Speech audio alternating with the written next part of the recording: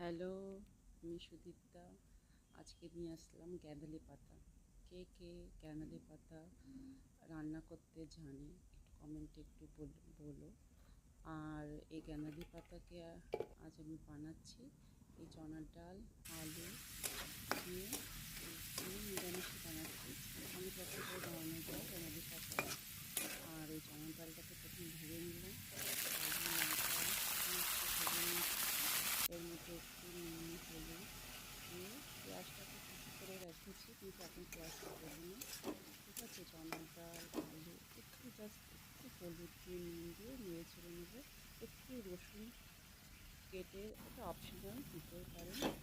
তারপরে আমি গ্যাঁদালি পাতাটাকে বেটে নিয়েছিলাম, এর মধ্যে দিয়ে একটু হালকা জল জল হয়েছে, একটু গলাটা, তারপরে আবার লাস্টে পেঁয়াজ দিয়ে মধ্যে শুকনো শুকনো করে ধুয়ে নিয়ে তৈরি আমার গ্যাঁদালি পাতা।